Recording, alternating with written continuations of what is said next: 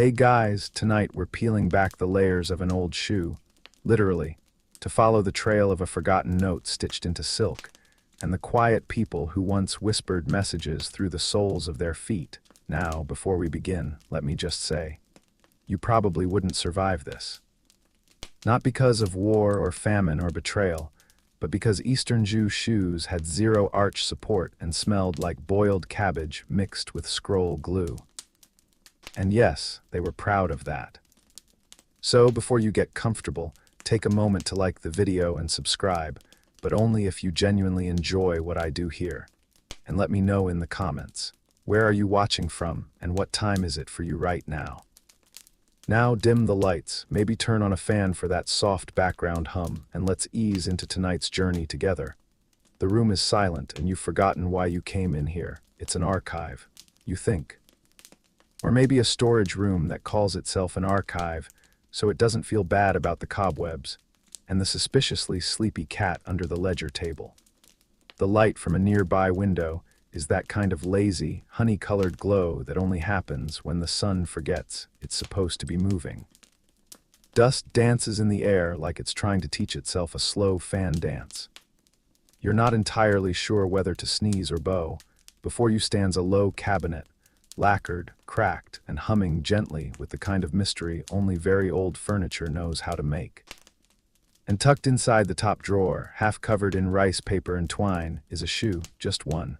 A small silk slipper with a soft point at the toe and fading floral embroidery in the shape of cloud motifs and apricot blossoms. Deep indigo thread, worn heel. The kind of thing someone didn't mean to lose, but didn't quite want found either. You pick it up, it weighs almost nothing. And yet there's something about it, an imbalance, a texture, a hum, like maybe it's holding its breath. The cat sneezes in the corner, which is the archive's version of a drum roll. You turn the shoe over, then back again. There's no label, no date, just the faint smell of clay ink and something floral that might once have been a sachet tucked inside. You imagine the foot that filled it, narrow, cautious, maybe too used to walking quietly, and then you hear it, not a sound exactly, more like a shift. The faintest crinkle from inside the sole, a rustle that doesn't belong. You pause. Historically, people have found stranger things inside shoes. Especially in the Eastern Zhou, hairpins, dried herbs, tiny red beans meant to ward off betrayal. But parchment still holding the shoe delicately, you glance around the room like someone might jump out and shout, plot twist, but no one does. The cat glares at you as if to say, finally. You kneel beside the drawer, setting the shoe down gently on a clean patch of rice paper, and begin to look more closely.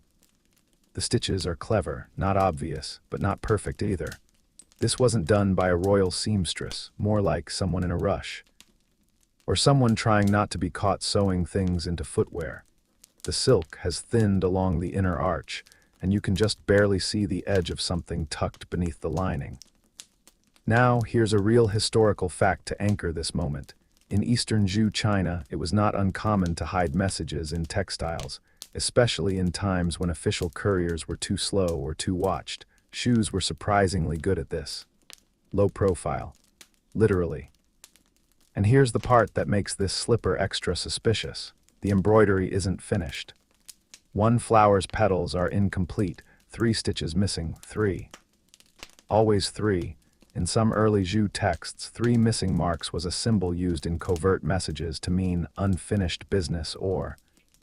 The task remains. Some call it superstition. Others think it was code. Historians still wonder, were these messages personal or political? Is this espionage or something more intimate? You're just wondering if you should really be doing this without gloves, but the moment passes, you exhale. And the slipper, old and oddly proud, lies before you like it's waiting for you to ask the right question. There's something here. Not a treasure, not a secret treaty, just a note. A quiet piece of someone's life, tucked into silk and forgotten, and you're about to find out what it says. You don't open the note right away, you're not even sure why. Maybe it's the moment, too sacred to rush. Maybe it's the cat, now circling your ankles like a tiny ghost with opinions. You set the shoe aside and place the folded parchment flat on the table. It's no longer than your palm, folded into thirds and worn at the creases. You reach for a small brush, soft squirrel hair bristles, and gently sweep the dust away. Then you open it. The characters appear slowly like they've been asleep. Ink faded but intact. 6 lines. Not quite a letter, not quite a poem. Something in between. It reads, "When the stars forget their places, meet me where dumplings float with the tide. Beneath the plum tree where threads are knotted, speak only when your shadow bows. If the wind shifts thrice, do not wait." The ribbon remembers what the tongue must not. You sit back. You've read a lot of cryptic things in your time. Shopping lists from paranoid nobles, romantic letters disguised as tax ledgers. But this is different. There's no name, no date, just that final line. The ribbon remembers what the tongue must not. You glance at the shoe. Is there a ribbon? You turn it over, check the lining again, run your fingers beneath the sole, and then, just near the heel, tucked deep in the seam, you find a knot. It takes a moment to work it loose. The silk is fragile, the color faded to a soft mulberry. But once free, the ribbon curls in your hand like it remembers what it was meant for. You place it beside the note. The archivist, who had been pretending to reorganize scrolls in the background badly, finally approaches. "Find something interesting," he asks, voice low and slightly gravelly. You gesture to the ribbon. "What does red silk usually signify in court, rank in ritual, memory in love?" He shrugs. "Complication." You ask him about the note. He scans it, eyes narrowing. This wasn't written by a professional. Brush strokes are hesitant, but the cadence, it's trained, someone educated but hiding it. You ask, could it be a code? He smiles. Isn't everything in the right context? You jot a copy of the text into your notebook, fold the original again. Wrap it in rice paper. Outside, wind rattles the roof tiles. A faint scent of dumplings, actual dumplings, drifts in from the kitchen alley. And somehow, that line about dumplings floating with the tide doesn't seem so strange, not anymore. The next morning, you return to the archive, not because someone asked you to, but because that note hasn't stopped echoing in your head. You bring tea this time. The archivist nods in approval, then promptly ignores you and falls asleep beneath a quilt made entirely of discarded scroll ribbons. You settle at the table with the shoe and the message and begin your examination properly. No rush. The day is quiet and the cat is unusually polite. The slipper, relieved of its secret, seems softer, lighter, like it's exhaling. You look again at the parchment. The characters are elegant, but you're beginning to notice inconsistencies. A brushstroke thick where it should be thin. A character slightly off-center. Not the work of a court scribe, more like someone imitating one. You place a weighted jade turtle on the corners to keep the parchment flat. This is your workspace now, apparently. Line 2 catches your attention. Beneath the plum tree where threads are knotted, speak only when your shadow bows. So, either you're in a spy novel or someone really liked poetry. Possibly both. Here's your historical anchor. Eastern Zhou culture celebrated poetry, often embedding philosophical or personal messages within verse. The classic of poetry was still a vital part of education and diplomacy. People genuinely communicated through rhymed riddles and dumplings, sometimes both. You scan the poem again. There are creases and a faint smudge near the top right corner, not from fingers but from thread. Someone stitched this into the shoe deliberately, and now you see it, a small, nearly invisible ink mark shaped like a leaf, or maybe a sigil. You gently tip the slipper upside down and something else tumbles out. A sliver of red silk, frayed, faded, but unmistakably once part of a formal seal ribbon.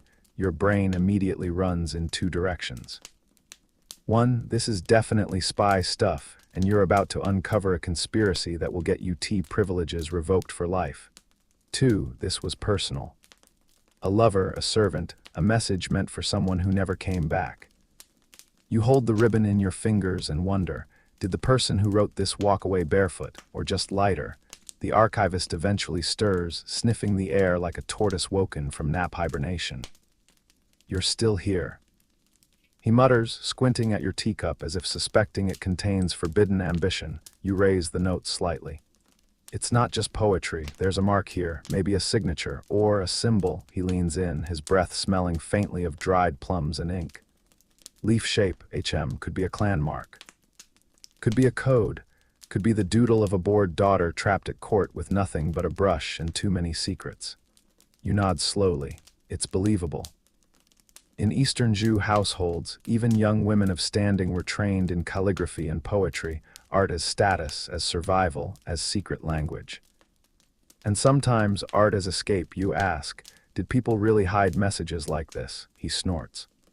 People have always hidden things in shoes. What changes is the meaning. In wartime, secrets. In peacetime, sentiment. In court, he taps the side of his nose.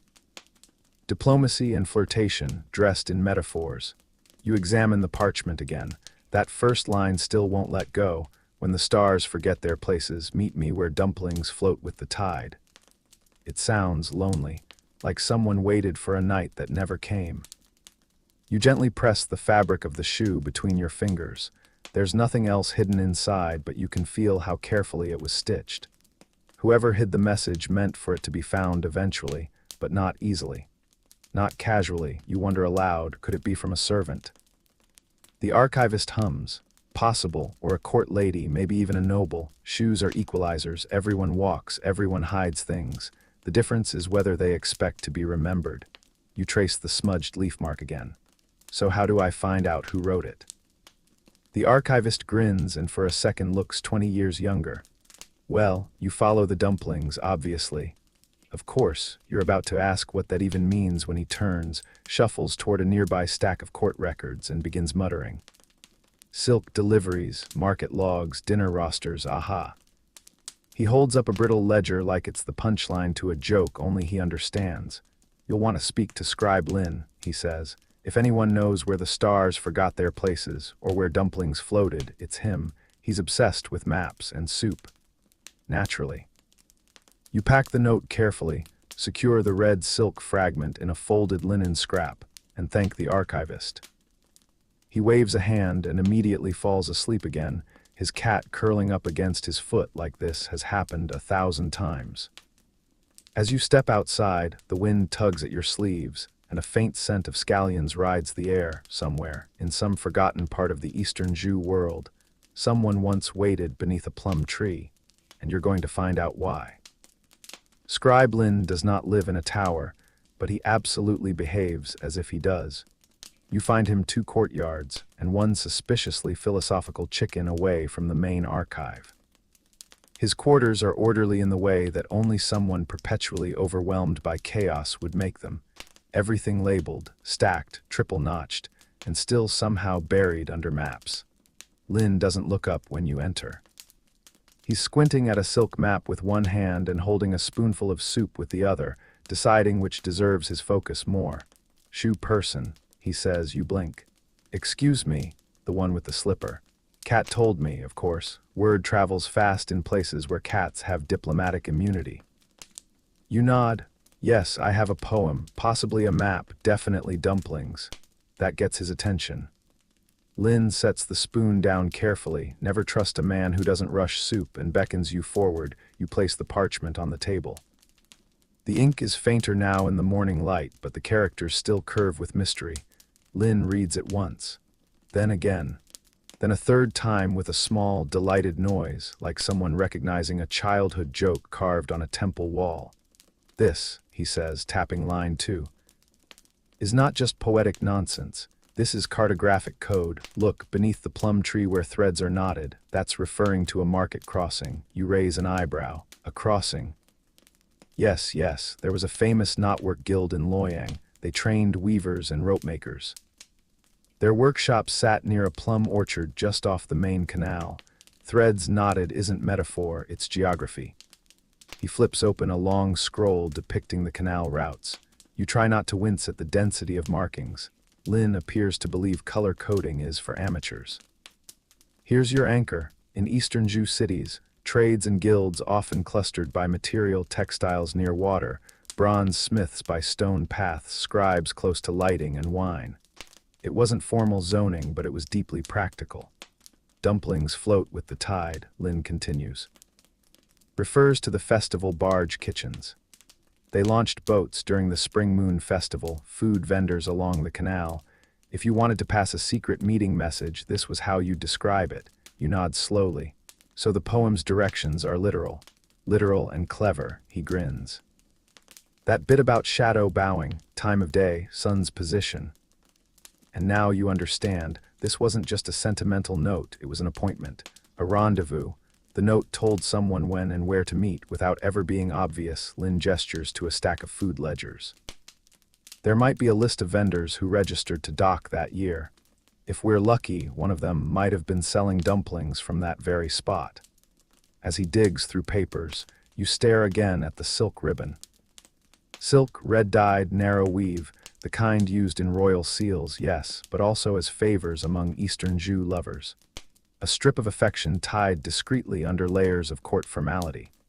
You think it worked, you ask. The meeting, Lynn pauses mid-scroll, hard to say, he replies. History forgets most meetings, only remembers what they ruin.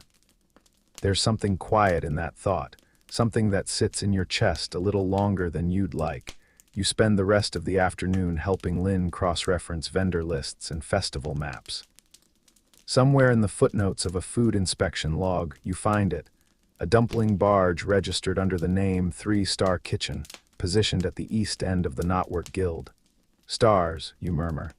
When they forget their places, Lynn finishes. He flips one last page and points. A vendor ledger shows the barge sold out of pork dumplings early, then, curiously, closed for the rest of the day. The cook's assistant never returned to work, vanished. Love, you ask, Lynn shrugs, or espionage, same flavor, different consequence. You leave with a copy of the festival map and a mind full of questions. The air outside smells of warmed stone and faint steam, like someone boiling memories. Somewhere beneath a plum tree, someone waited, and maybe someone else did too. You dream of plum trees, or maybe you don't. It's hard to tell, really, because when you wake up, the scent of blossoms clings to your sleeves, and there's a faint red thread wrapped around your index finger like someone tied it there while you were asleep. Coincidence? Obviously. The next morning, you pack light. Just the copied map, the original note, carefully wrapped in oil paper, and a few sweet cakes in case history refuses to cooperate without snacks. The walk to the eastern edge of the city is longer than it looks on Lynn's map, and less metaphorical than the note had made it sound. You pass through weaving districts where red-dyed threads flap in the wind like festive warnings, and women boil silkworm cocoons over open stoves while gossiping with dangerous accuracy. When you finally reach the old plum orchard, it's smaller than you expected. A handful of trees, most leaning like sleepy scholars, and a half-cracked stone bench engraved with a poem that's either about time or about soup, depending on how you read the calligraphy. You sit. Listen. Wait, no one arrives, but that's not the point, is it? The trees don't bloom like they used to. Their bark has aged, grown knotty. But under one of them, just at the edge of a dried-up canal, you find something. A bit of stone carved with a 3-star motif. The dumpling barge docked here, or at least floated nearby. Here's your historical anchor. Spring Moon Festival barge kitchens were temporary but highly regulated. Dock records, food inspections, and even tax receipts were required for festival stalls, especially for those feeding court officials. You kneel in the grass and run your fingers over the carved stars. Faint but deliberate. That's when you see the scrap, just beyond the roots of the plum tree, tucked in the dry silt of what used to be riverbank. Something catches the light. A small shard of lacquered wood. You fish it out carefully. It's part of a hairpin. Red lacquer, gold inlay, and the faintest plum blossom design. You stare at it for a long time, then pocket it without quite knowing why. You rise, and the orchard exhales. The branches clack softly overhead. Not wind, not omen, just time. And that's when someone speaks. Did you follow the dumplings, too? You nearly jump out of your skin. A girl, young, maybe 15, leans against a nearby trunk. Her robe is patched but clean, and her hands are stained with dye. Indigo, silk worker most likely. I'm sorry, you manage, she shrugs. Everyone comes here eventually, looking for something. You glance down at your bundle. I thought it might be, I don't know, a meeting spot. It was, she says. Long ago, before the river dried, my grandmother said people met here to make promises no one else could hear. You hesitate, then hold out the note. She reads it once, doesn't flinch. This isn't the first one, she says quietly. Messages get left here all the time, in trees, in shoes, in dumplings. You blink, in dumplings, she grins. Boiled secrets, very efficient. Less so if you're hungry and forget to chew carefully. She points toward a nearby footpath. There's an old storage house just past the dye market. Sometimes, scraps of messages get stored there with the empty dye barrels. My cousin says one had a matching verse, something about plum trees and shadows. Your heart ticks a little louder in your chest. A matching verse, you thank her and turn to go, but she calls out. Hey, you glance back. If you find out how it ends, she says, maybe write your own. People forget, but paper remembers. You nod, promise nothing. But her words settle like warm ink in your chest. The walk to the dye district is shorter this time, like the city's beginning to trust you. You reach the storage house by late afternoon. It's old, half-collapsed in places, and guarded by precisely no one. Inside, you find barrels stained with blue and green, a few withered brushes, and, buried beneath a roll of faded linen, a bundle of scroll fragments tied in red thread. Your fingers hesitate, then you open it, and there it is. The handwriting is rougher, the ink blotched, but the lines are familiar. When shadows bow and stars forget, wait beneath the tree not named. If the ribbon finds you, speak. The lines don't quite match the original. But they respond to it, echo it, maybe even complete it. You sit down hard on a stool that's more splinter than seat and breathe. There were two writers, maybe more, but two voices. A conversation stitched into fabric and scattered through time. Historians still debate whether these kinds of hidden messages were just courtly games or veiled resistance. Was it love poetry under surveillance or political speech disguised as romance? Either way, the effect is the same. Someone waited, someone answered, and now, so have you. You return to the archive with purple-stained fingertips and a notebook that now holds more questions than answers. The archivist doesn't even look up when you enter. He just says, "You smell like mulberries," and gestures vaguely toward the tea shelf. You settle in. The red-threaded scroll fragment rests beside the original note now, each folded carefully and weighted with polished river stones. You add the lacquered hairpin, wrapped in a soft cloth, for safekeeping, for the story, and you start to write, not transcribe, not analyze, just write. You try copying both messages side by side. You diagram them, draw lines between stanzas. You draft a list of possible correspondence based on court records Lynn helped you dig up, scribes, ladies-in-waiting, lesser consorts, even a eunuch known for reciting poems while tending to the emperor's silkworms. He'd be your favorite if this were a play, but nothing fits perfectly. You stare at the leaf mark again. It's so small, so easily overlooked, and yet deliberate, placed with a steady hand. The ink has aged in just the right way to suggest this was added after the poem was written, so maybe not a signature, maybe a seal. Here's your historical anchor. Eastern Zhou correspondences, even secret ones, often used personal seals or symbols in place of names, especially among women or scholars without formal office. Leaves, birds, flowers, even kitchen utensils. There's a recorded case of a noblewoman who used a turnip as her emblem in every love letter. Historians still debate whether it was metaphor, pun, or just a good harvest. You flip through old seal catalogs, none match exactly, but then something close. A stylized ginkgo leaf used by the second daughter of the Minister of Rights. Quiet reputation, never married, trained in poetry and painting. Vanished from court records around the same time your note seems to have been written. Interesting, you cross-reference everything. Pull out a court meal register, because dumplings. There it is, a spring moon festival 22 years ago where 3 guests requested plum broth with floating skins. An idiom, maybe, or a dish you don't want to imagine too closely. 3 guests, 1 entry, one of them listed only as guest of honors attendant. You circle it. There's always an attendant, and there's always someone who remembers them. Back at the table, the cat hops onto your lap without permission and glares at you like you owe it closure. You read the note aloud again. Quietly. Like the walls might listen better than people. When the stars forget their places, meet me where dumplings float with the tide. It was never about location, it was timing. The river, the festival, the plum trees, they were the where, but the forgetting of stars.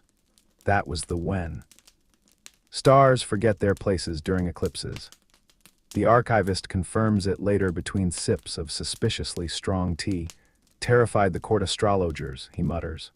Always brought petitions, rumors, reassignments, and messages, because during eclipses the palace shifted, curtains drawn. Ceremonies paused, guards distracted. And some things went missing. You flip back to the note, if the wind shifts thrice, do not wait, a backup plan, someone had arranged a meeting. But if conditions weren't right, if the eclipse came too late, if the boat didn't land, if the shadows didn't bow, then the ribbon carried the truth, or the farewell.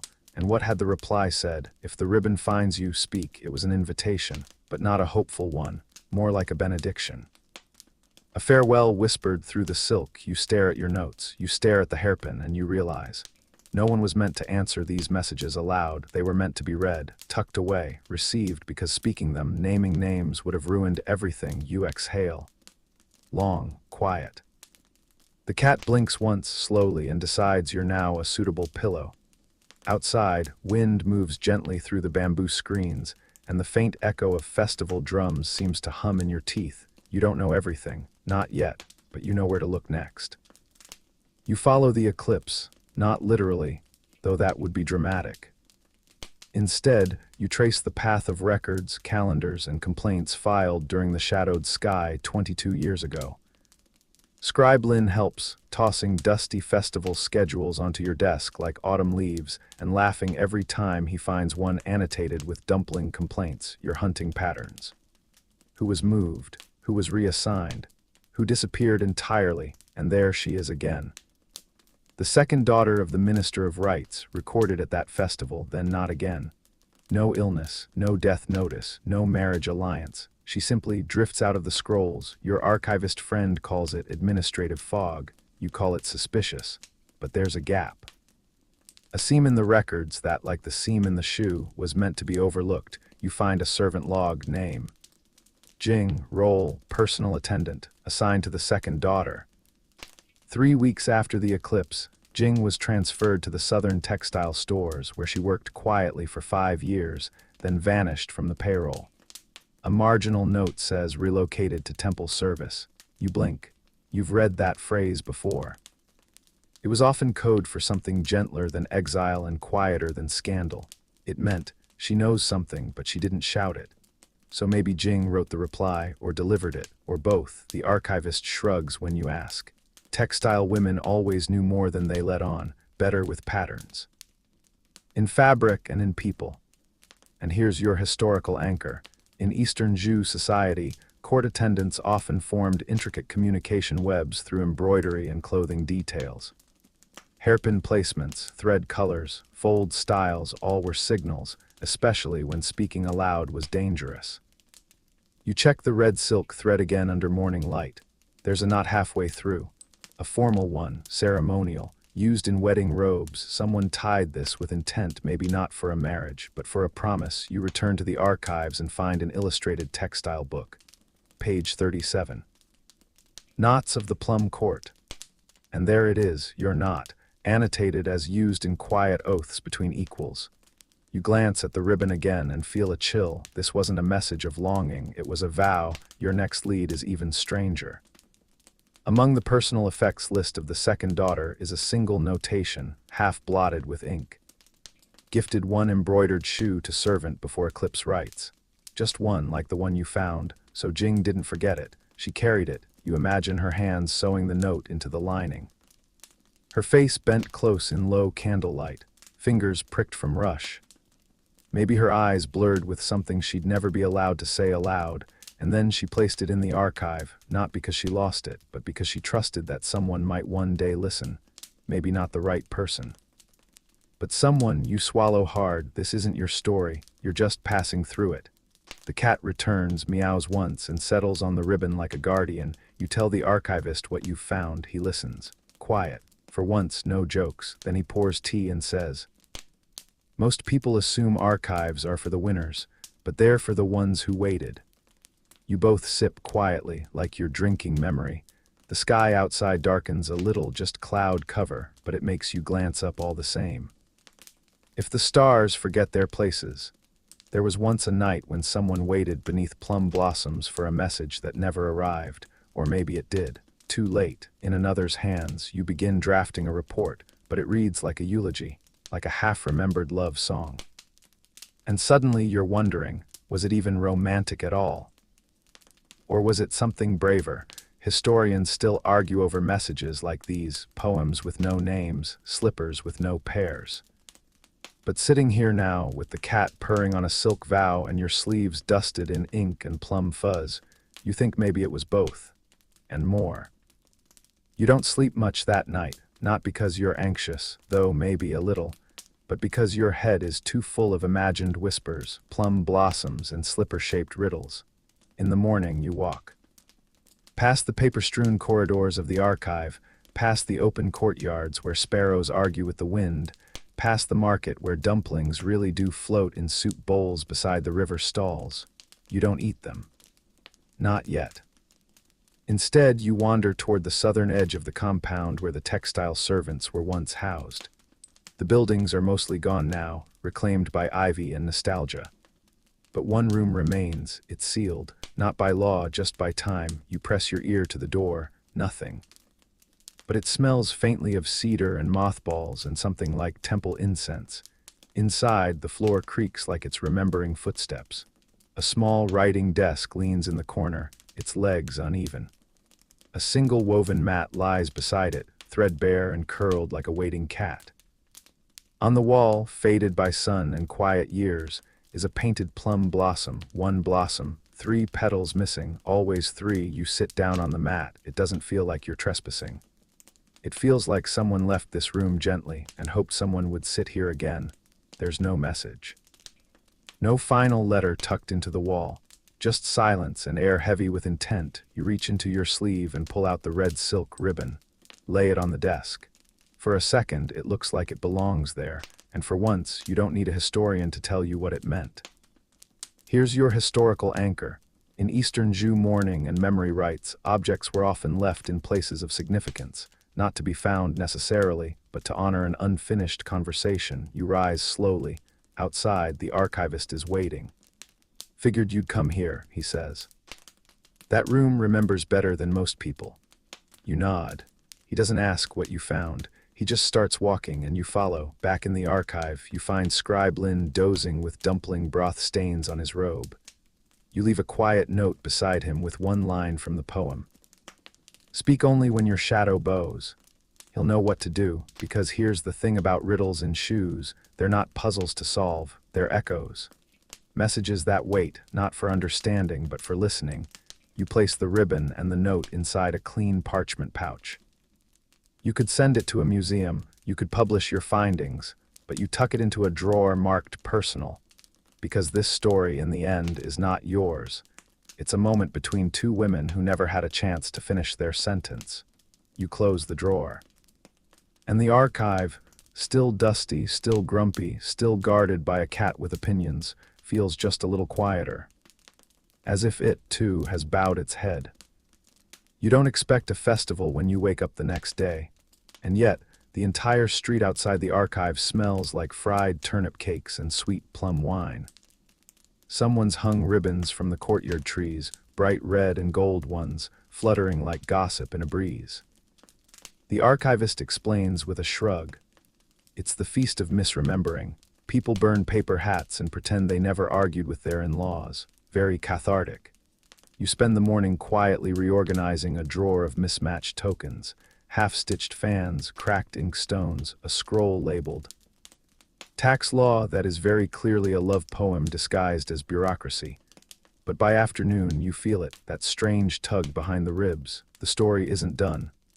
Not yet, so you walk back to the southern quarter again, this time with a small package in hand. Inside, the slipper, cleaned gently. Restitched, not to erase its scars, but to keep them from unraveling. You place it back in the little room with the faded blossom on the wall. Not on the desk, not on the mat. You set it in the beam of afternoon light, where shadows stretch long and slow, and everything smells faintly of plum and patience. And here's your historical anchor. Eastern Zhou households sometimes practiced return offerings, placing meaningful objects in symbolic locations as a gesture of spiritual completion. Not a burial, not an offering, just acknowledgement. You stay a while, you don't talk. But in your head, you imagine her there, Jing or the second daughter, or maybe both, quiet, dignified, brushing dust from a ribbon one last time. When you return to the archive, the archivist gives you a look. You finished something, he says. You nod. He pours 2 cups of tea and for once doesn't add any cryptic commentary. Just sits beside you, sipping in silence. Later that evening, a small girl from the calligraphy hall appears with a bundle of records, guest logs from the eclipse year. You thumb through them casually. And there it is. A tiny addendum, written in ink so faded you almost miss it. Silk not returned, shadow bowed, wind shifted. You don't smile, you breathe soft and full, like the room around you is letting go of a very old sigh. The next morning, the air smells like beginnings. Even the cat, usually a brooding lump of judgment, is sprawled on its back in a sunbeam like it's trying out optimism. The archivist hums off-key while pretending not to read your notes, and you've stopped checking the slipper. It's not yours anymore. You sit at your usual table with a pot of tea and nothing urgent to chase. The parchment, the ribbon, the slipper, they've all returned to silence, and yet the silence isn't empty. It's full of something warmer now. You wonder what would have happened if the note had been delivered on time. If the rendezvous beneath the plum tree had gone as planned, would it have changed dynasties? Would it have mended something or broken more? Historians still wonder too, but some stories aren't about outcomes. They're about the smallness of a moment. A note written by a woman no one expected to be clever. A ribbon sewn by someone not allowed to speak. A slipper hidden in a drawer that waited patiently, longer than anyone could imagine. Outside, the festival continues. Lanterns bob like sleepy stars along the garden wall. Someone drops a dumpling into a pond and calls it prophecy. You laugh, quietly. And here's a final historical anchor. While silk shoes from the Eastern Zhou period were rarely preserved, archaeological digs have recovered embroidered soles and hidden threads that suggest personal notes were sewn into garments, part fashion, part message, part memory. Maybe this one wasn't famous, maybe it didn't change anything, but it mattered, because someone went to the trouble of writing it, stitching it, hiding it, and waiting, even if the waiting went on forever. And now it's been read. You stand one last time at the cabinet, slide the drawer shut. It fits better now, as if the slipper inside has settled into the space it always meant to fill. The archivist nods at you from across the room, eyes soft behind the usual sarcasm. And the cat blinks once approvingly. You leave the archive slowly, letting the late sun warm your back. The air tastes faintly of plum again, but you know that's just the story clinging to your thoughts. Some part of you is still sitting on that woven mat, beside a painted blossom, watching shadows stretch and wondering what else history forgot to tell you. And with that, your footsteps join the ones that came before. Light, quiet, steady, still listening. The room around you fades now, like ink soaking into soft parchment. The whisper of plum blossoms fades into breeze, and the slipper, stitched with mystery and memory, rests where it was always meant to. Its story, once hidden beneath silk and thread, has settled into quiet, breathe in. Slow and deep, the kind of breath that loosens your shoulders and softens your chest. Let your mind wander, not to answers, but to the warmth of the thread between 2 fingers, the hush of old wood opening for the first time in years, the press of sunlight on paper faded by time. You're not holding a note anymore. You're holding a pause between what was lost and what's now remembered, between the weight of old stories and the lightness of having listened. And as you lie there, maybe you still feel the faintest brush of silk at your heel, or the ghost of a red ribbon curling gently like steam from a quiet cup of tea. It's okay not to know exactly what it meant. It's enough to have heard it. Let the dust settle. Let the drawers close. Let the wind do what it's always done, carry the stories home. You are safe. You are still. And somewhere in a forgotten cabinet in a forgotten room, a note sleeps peacefully again, End of script. Sweet dreams.